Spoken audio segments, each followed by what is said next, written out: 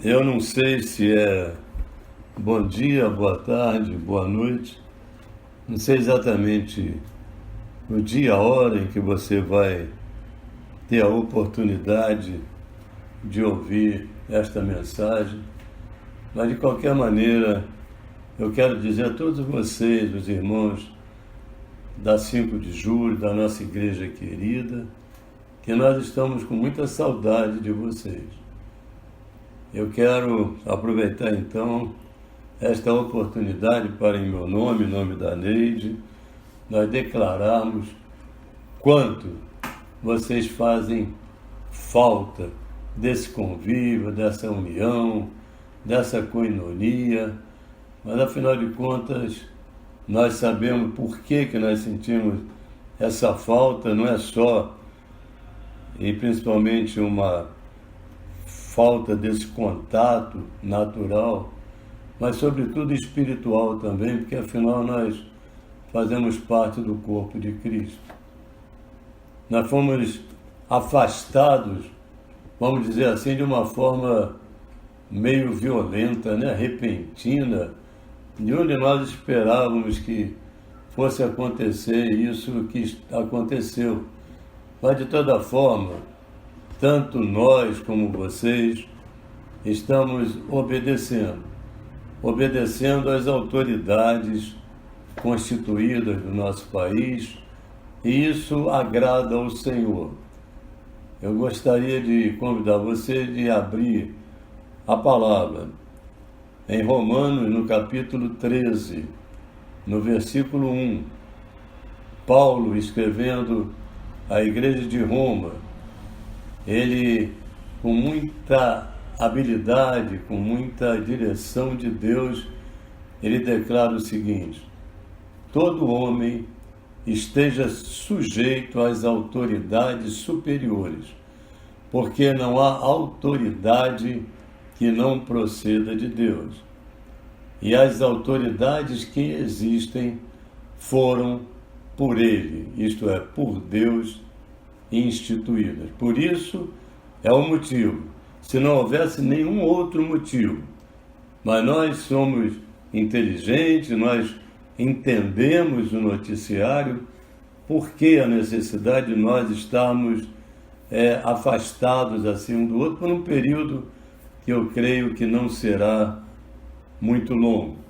Mas se não tivesse nenhum outro motivo que não fosse por essa pandemia, seria em primeiro lugar porque a palavra de Deus nos diz que nós devemos obedecer às autoridades.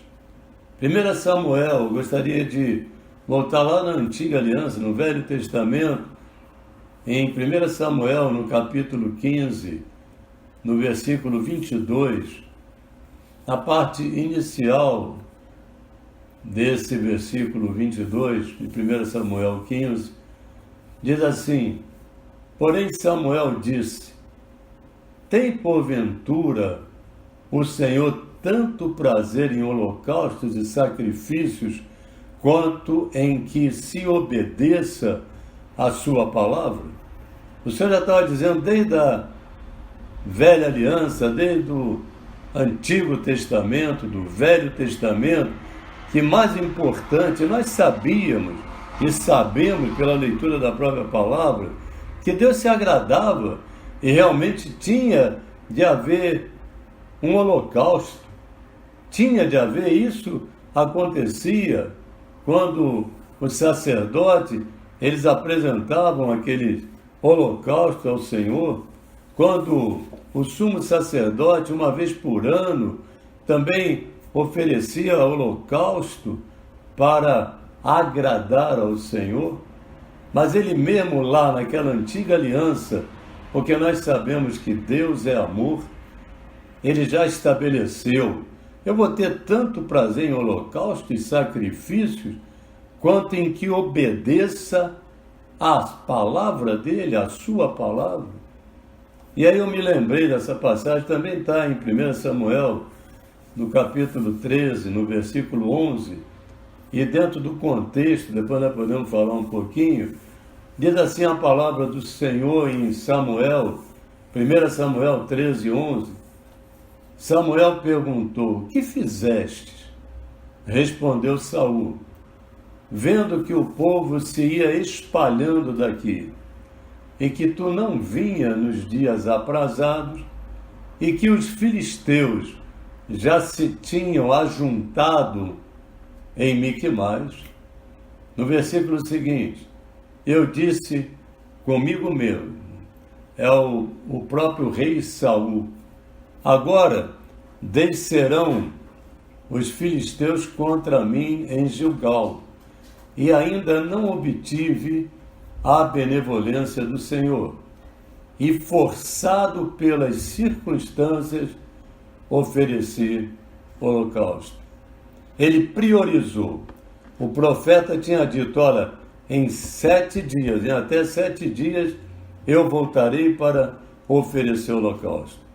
Mas Saul, ele se precipitou.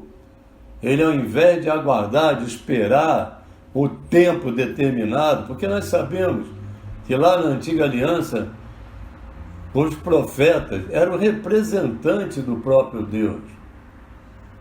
E ele desobedeceu a palavra de Deus ao dizer: "Eu mesmo vou oferecer holocausto."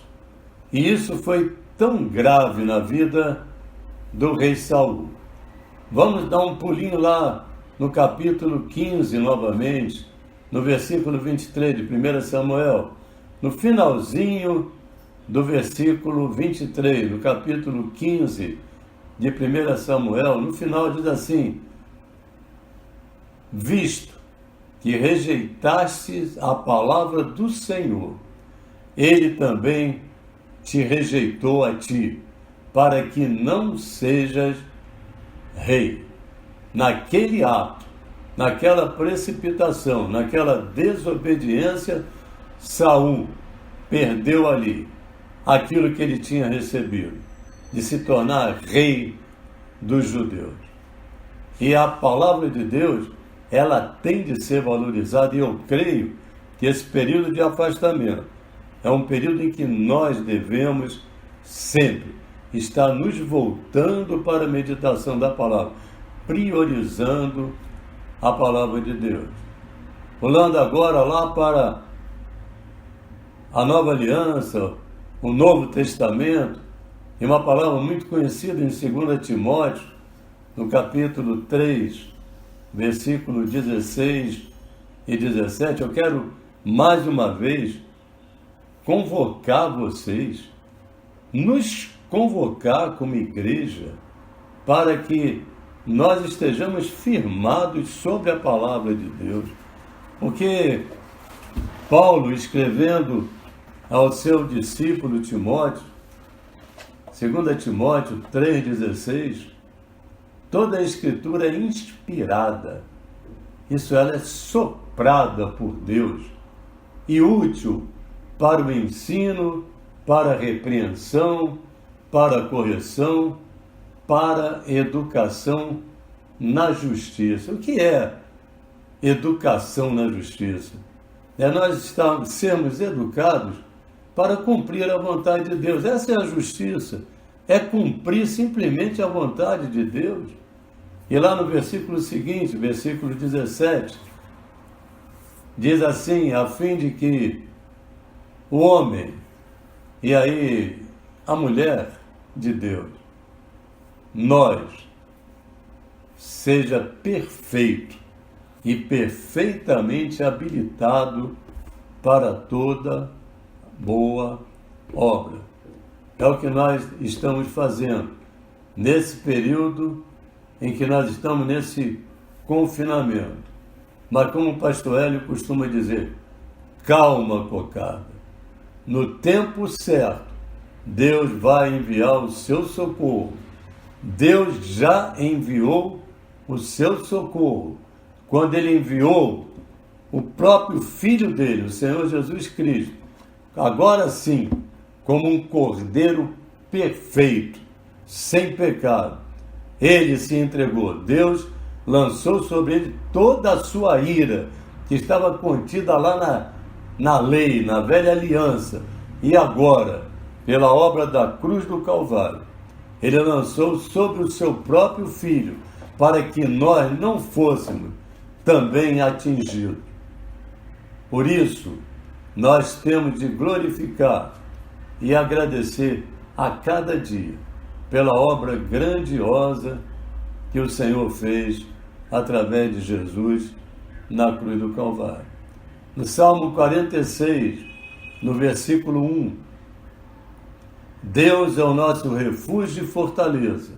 Ele é o socorro bem presente nas tribulações.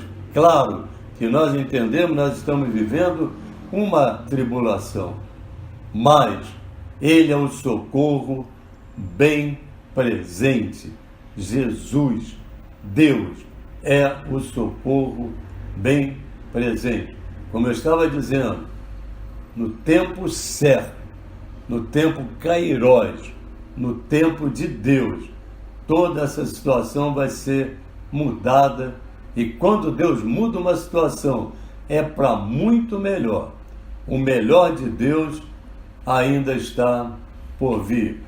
Na minha vida e na tua vida, o melhor de Deus ainda está por vir. Mas isso não é só um desejo no meu coração de dizer para vocês, olha, o melhor de Deus está por vir. A própria palavra, ela nos garante, Eclesiastes, capítulo 7, no versículo 8, no iniciozinho do versículo 8 de Eclesiastes 7, e eu estou repetindo as passagens para que você também tenha tempo de folhear a sua Bíblia, de olhar e meditar nessa palavra. É sempre a oportunidade de nós manusearmos a palavra de Deus, botar para dentro, responder à palavra de Deus. E diz assim, então, Eclesiastes 7, 8, melhor é o fim das coisas do que o seu princípio. O melhor de Deus está por vir. Deus é especialista em operar no meio da crise. Ontem, na segunda-feira, dia 30 de março, eu acordei com esta palavra no meu coração. E eu quero transmitir para você da melhor forma que eu puder, daquilo que o Senhor colocou no meu coração. E é o título desta mensagem: este confinamento não pode parar a igreja. Repita comigo: este confinamento não pode parar a igreja. Você pode dar um aleluia por isso? Nós somos a igreja. Este entendimento nos fortalece muito, por diversos motivos. Nós entendemos realmente que nós somos a igreja, nós somos o corpo de Cristo. Nós podemos estar separados por esses dias, talvez algumas semanas, não sabemos exatamente o tempo. Podemos estar separados fisicamente, mas a igreja que somos nós, que sou eu e você, estamos unidos como corpo de Cristo. Dá um glória a Deus aí onde você está. Dá um glória a Deus por isso. Nós somos o corpo de Cristo. A palavra igreja no grego é eclésia, que significa chamados para fora, não dentro de quatro paredes.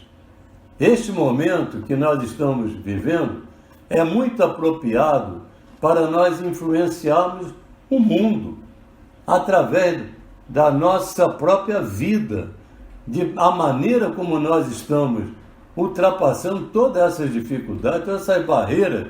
Os noticiários lá fora são os mais terríveis, porque vai acontecer isso, vai acontecer aquilo, mas nós declaramos que na nossa casa não, nenhuma praga chegará à nossa tenda. Esse é o posicionamento. Essa é a posição da igreja do Senhor, inabalável na fé, em Cristo Jesus. Quando nós nos congregamos, e dentro em pouco, eu creio que nós vamos voltar a estar congregados, nós somos fortalecidos no nosso espírito pela palavra que é ministrada, pela palavra que é pregada, reunindo forças em Deus para enfrentar todas as dificuldades, toda a pandemia do inferno. Nós estamos abastecidos, nós estamos preparados para enfrentar toda esta situação. Olha o que o próprio Senhor Jesus Cristo nos ensina em João, capítulo 10, versículo 9. João, capítulo 10, versículo 9, quando ele diz: eu sou a porta, eu sou a porta. Se alguém entrar por mim, será salvo. Entrará, e aqui está o detalhe, e sairá. Nós estamos saindo para achar pastagem, nós estamos saindo para fazer a diferença neste mundo. Por isso nós podemos nos regozijar mais uma vez na obra da cruz do Calvário.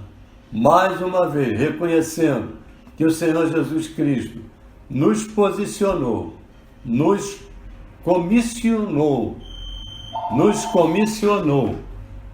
para que nós pudéssemos fazer a diferença. A igreja sai para fora para realizar uma obra de enfrentamento do inferno, não para lutar com o inferno, porque o inferno já foi vencido por Jesus Cristo na cruz do Calvário. O inferno já foi vencido. Portanto, toda a notícia que vem lá do calabouço, nós dizemos cala a boca, porque maior é aquele que está em nós do que esse que está no mundo. Mateus, capítulo 16, a partir do versículo 16, e nós vamos ler do 16 ao 18, uma palavra e um posicionamento tão conhecido, quando lá em Mateus 16, eu estou dando um tempo para que você abra a sua Bíblia, ou a sua Bíblia eletrônica, o ideal seria de papel. Tem um carinho muito especial pela nossa Bíblia, né? Você sabe que até hoje eu sinto saudade da primeira Bíblia que eu tive. Até hoje, a gente, quando pega aquela Bíblia com as anotações, com as observações, aquilo que a gente grifou como coisas importantes, foram marcas que ficaram na nossa vida.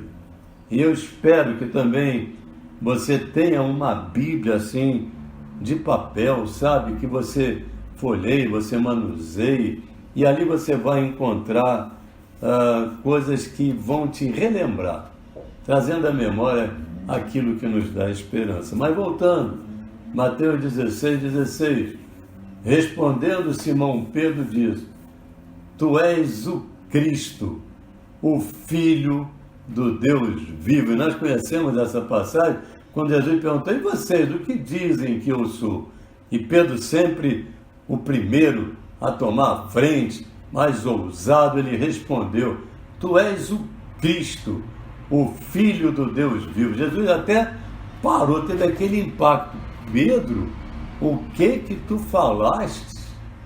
Tu és o Cristo, o Filho do Deus vivo. E no versículo 17, então Jesus lhe afirmou: bem-aventurado és, Simão Bar-Jonas, porque não foi carne e sangue que tu revelaram, mas meu Pai que estás nos céus. Aleluia!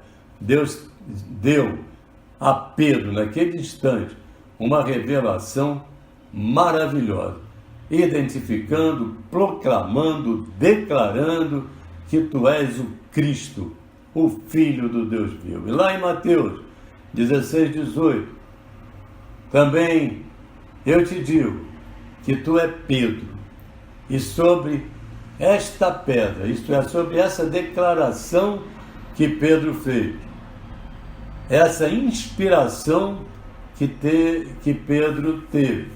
Eu edificarei a minha igreja, e agora para mim e para você, repita bem alto: e as portas do inferno não prevalecerão contra a igreja do Senhor.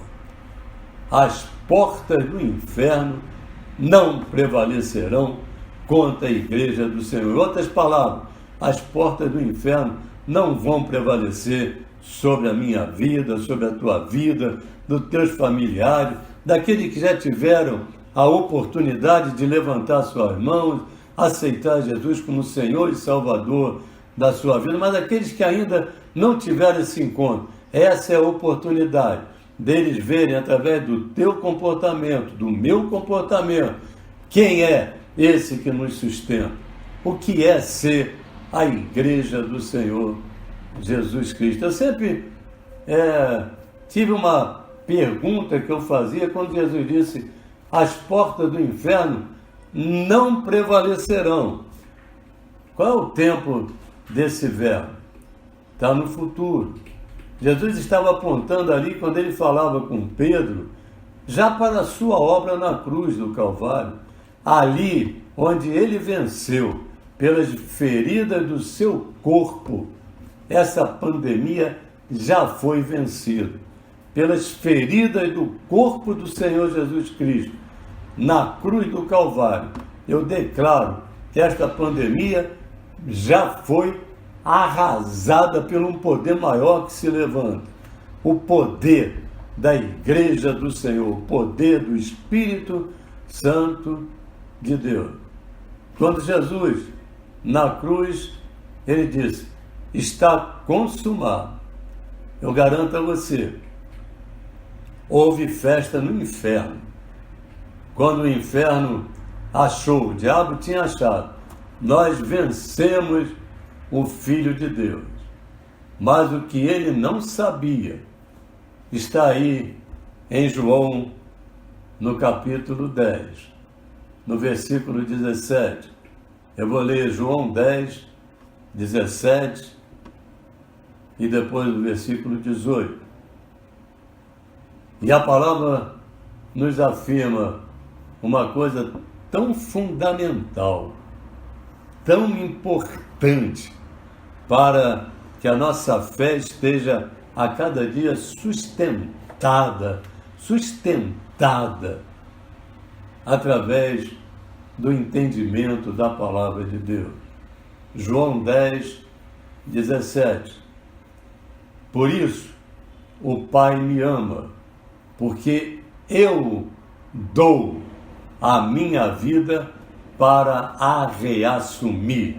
Aleluia! Foi o próprio Senhor Jesus Cristo que disse: o Pai me ama, porque naquele dia lá no Getsêmani, quando ele, como 100% homem, mas sobretudo 100% Deus, ele chegou para o Pai e ele, espiritualmente, ele sabia tudo o que ia acontecer com ele na cruz do Calvário. E ele abriu a sua boca e declarou: Pai, se possível, Pai, passa de mim esse cálice, mas, sobretudo, antes de tudo, acima de tudo, que seja feita a tua vontade.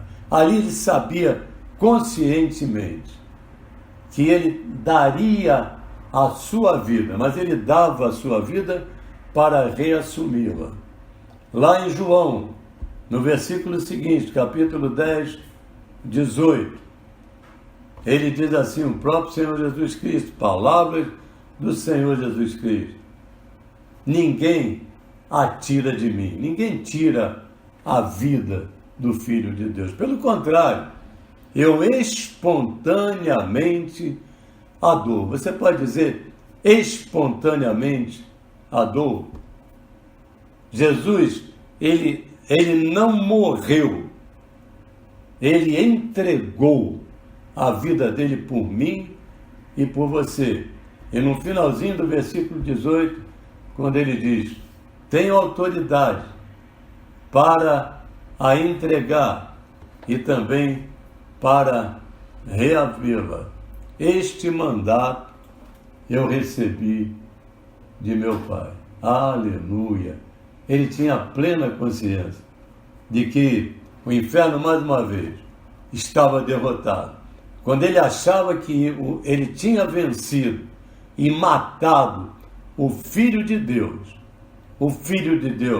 ele não se deixou ser morto. Ele mesmo entregou a sua própria vida para que reavê-la depois. O diabo achou que tinha vencido o Salvador, o Messias, mas Jesus na cruz do Calvário, ele disse: não é isso, eu dou a minha vida para reassumi-la.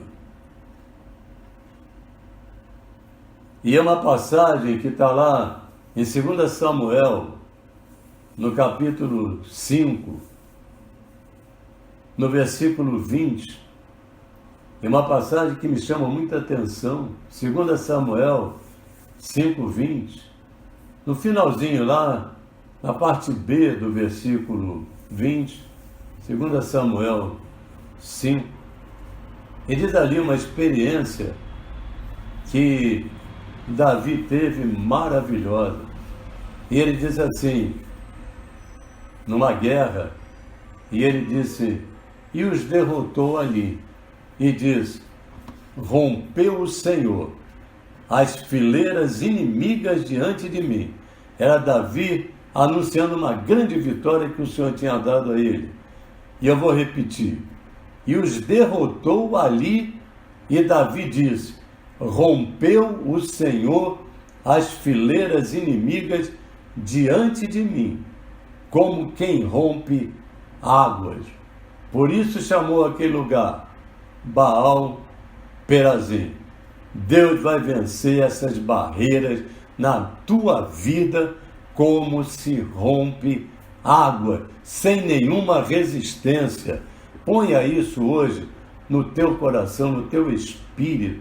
Sabe, Deus, Ele está rompendo barreiras para que você alcance aquilo que está no teu coração. Ele já venceu por mim, Ele já venceu por você.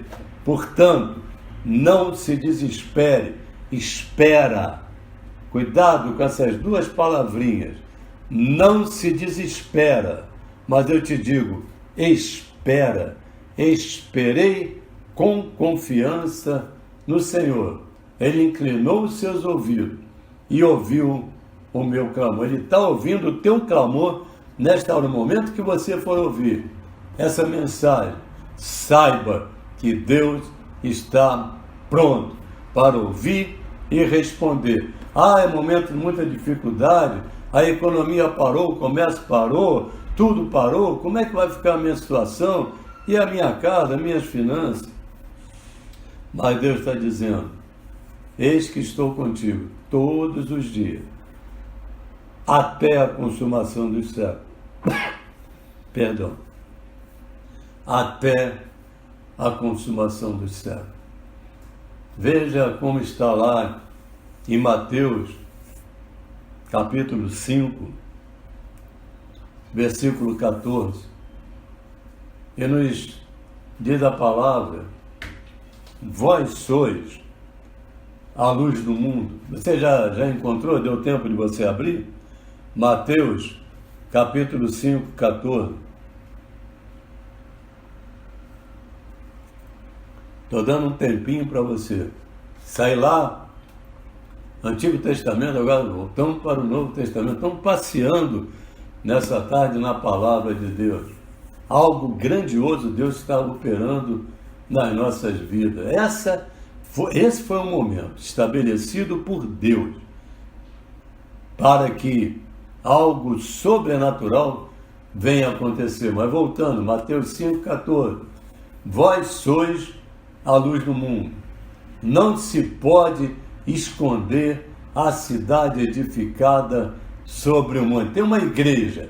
Essa igreja, ela não vai parar. nenhum confinamento vai conseguir parar. É como uma cidade edificada sobre um monte. Ninguém pode esconder esse poder da igreja do Senhor. No versículo 15, nem se acende uma candeia para colocá-la debaixo de um alqueire ou de uma cesta, mas lá no alto, no velador, e alumia a todos. Escuta bem isso, irmãos. E alumia a todos que se encontram na casa. Eu creio que dentro da tua casa está havendo agora uma luz. Deus está clareando toda uma dificuldade, toda uma preocupação. Deus está agindo para botar por terra todo levante, toda e qualquer tentativa do inferno contra a igreja do Senhor. E mais uma vez eu repito, as palavras do Senhor Jesus Cristo: as portas do inferno não prevalecerão contra a igreja do Senhor. E lá no versículo 16 de Mateus 5, assim, e eu estou dizendo isso para você, irmão, de uma forma muito carinhosa, eu gostaria de estar presencialmente com cada um para dizer essa palavra maravilhosa que está no versículo 16 de Mateus 5. Assim brilhe, repita comigo, assim brilhe também a vossa luz diante dos homens. Nós vamos fazer a diferença. Você vai fazer a diferença. Você está fazendo a diferença. É nesse momento de confinamento mesmo. O inferno pensava, assim como ele achava que tinha vencido o Filho de Deus, tinha matado o Filho de Deus, mas ao terceiro dia ele ressuscitou. Assim como ele agora acha que através desse vírus, ele está dizendo assim: eu vou parar a igreja, vou confinar a igreja. A igreja, ela não será confinada. A igreja, ela não para. E volta ao versículo 16. Assim brilhe também a vossa luz diante dos homens, para que vejam as vossas boas obras e glorifiquem a vosso Pai que está no céu. Eu gostaria de ouvir aí um glória a Deus nessa hora, um aleluia, glória a Deus. Portanto, eu quero ficar aqui nessa tarde com essa palavra de encorajamento para todos nós, na certeza de que o confinamento, ele não pode parar a igreja. Simplesmente, sabe, e a imagem que está me ocorrendo agora é do arqueiro, quando ele vai preparar para lançar aquela flecha. Antes de lançar a flecha, ele precisa recuar o arco, recuar aquela corda, esticar aquela corda o mais que ele possa. E quando ele solta, aquela flecha vai com toda a velocidade e vai atingir o alvo. Nós estamos como essa flecha, que quando essas portas se abrirem, o inferno lá fora vai ver que a igreja vencedora, mais uma vez, ela se levantou e o nome do Senhor continuará sendo exaltado. Ele é um nome sobre todos os nomes, todo joelho se dobrará e toda língua confessará que Jesus Cristo é o Senhor. Fica você com essa palavra, creia, Deus está trabalhando e você vai contar testemunhos grandiosos. Todos nós vamos contar testemunhos durante esse período mesmo, esse período de confinamento, de afastamento social. É aqui que Deus vai mostrar a sua fidelidade com a igreja dele. A igreja dele. Ele estabeleceu assim. E nós podemos glorificar o Senhor por Ele ter nos escolhido para nós, ainda que sem nenhum merecimento, fizéssemos parte da própria igreja do Senhor. Que o Senhor possa estar te abençoando através dessa ministração, desta palavra, e declarando: este confinamento não pode parar a igreja. Senhor, nós te louvamos, vamos orar. Nós te agradecemos, porque as portas do inferno não podem prevalecer. Quando Jesus falava não prevalecerão, foi antes da obra da cruz. Mas nós já estamos 2000 anos depois da obra da cruz. E, portanto, nós podemos dizer, agora no presente, as portas do inferno não prevalecem contra a igreja do Senhor. E por isso, Senhor, nós cremos, nós confiamos de que milagres hão de acontecer na casa de cada um dos teus filhos que estão ouvindo esta ministração. Que essa palavra venha calar profundamente nos seus corações, gerando uma energia, um dínamo, o poder do Espírito Santo de Deus. Não uma energia, mas uma pessoa do Espírito Santo de Deus operando dentro de nós, em cada um de nós, porque a vitória, ela já foi conquistada. A saúde é direito nosso, ela vem de dentro para fora. Que todos aqueles irmãos estejam passando por alguma dificuldade na saúde, eu declaro cura plena, perfeita, conquistada pelo Senhor Jesus Cristo na cruz do Calvário, quando pelas suas pisaduras ele declara: eu e você já fomos sarados. E se nós já fomos sarados, nós estamos sarados. Eu declaro cura plena, perfeita na tua vida, da planta dos pés à raiz dos cabelos. Creia, Deus é supridor. Deus, ele supriu a necessidade. Quando Elias estava ali naquele deserto, vieram corvos e trouxeram alimento para ele. Vem alimento sobrenatural sobre a tua vida. Vem a ação de Deus, fazendo com que todas as tuas necessidades, elas sejam supridas, não pelo homem, não pelo sistema do mundo, mas pelo poder do Deus vivo, do Deus Todo-Poderoso, a quem nós servimos. Por isso, nós, Senhor, te louvamos, te agradecemos. Jeová Rafá, o Senhor é a nossa cura. Jeová Shalom, o Senhor é a nossa paz. Ele não é cura para ele mesmo, ele não é paz para ele mesmo, ele é cura e é paz para mim e para você, lá no nosso interior. Ali dentro existe paz, a paz de Cristo, que excede todo o nosso entendimento. Que ela se mostre eficaz na tua vida neste momento de confinamento. Esse momento de confinamento não pode parar a igreja do Senhor. Não vai nos parar. Eu declaro isso e já agradeço, orando em nome de Jesus. Amém. Amém. Fiquem com Deus.